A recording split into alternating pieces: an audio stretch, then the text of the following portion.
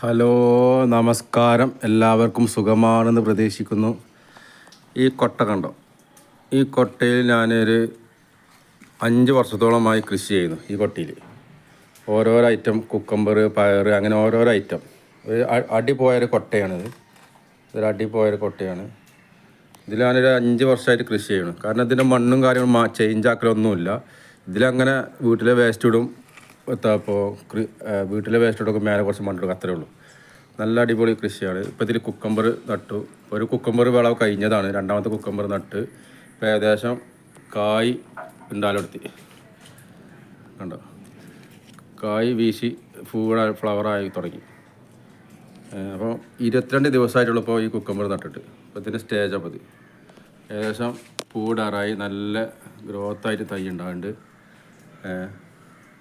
അപ്പം ഇജാതി അടിപോയ കൊട്ടകളൊക്കെ ഉണ്ടെങ്കിൽ എല്ലാവരും ഇതുപോലെ കൃഷി ചെയ്യുക.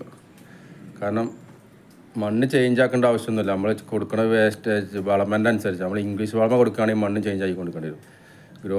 നമ്മൾ വീട്ടിലെ വേസ്റ്റും കാര്യങ്ങളൊക്കെ ഇട്ട് കൊടുക്കുകയാണെങ്കിൽ, അടുക്കള വേസ്റ്റും കാര്യങ്ങളൊക്കെ ഇട്ട് കൊടുക്കുകയാണെങ്കിൽ മണ്ണിൻ്റെ ചേഞ്ചിങ്ങൊന്നും വേണ്ട. കാരണം അതങ്ങനെ നല്ല ഗ്രോത്തായിട്ട് വരും. മറ്റേ ഇംഗ്ലീഷ് വളമാകുമ്പോൾ മണ്ണ് കേടാവും. അപ്പോൾ പിന്നെ ചേഞ്ച് ചെയ്ത് കൊടുക്കേണ്ടി വരും മണ്ണ്. ഇതിൻ്റെ ആവശ്യമൊന്നുമില്ല. ഞാനിപ്പോൾ 5 വർഷമായി ഈ മണ്ണിൽ തന്നെ കണ്ടോ. നല്ല ഗ്രോത്തായിട്ട് നല്ല ഒരു തൈ നല്ല ഉഷാറായിട്ട് വീട്ടിലേക്ക് ആവശ്യമായ കുക്കമ്പർ ഇങ്ങനെ വിളവിച്ചെടുക്കാം.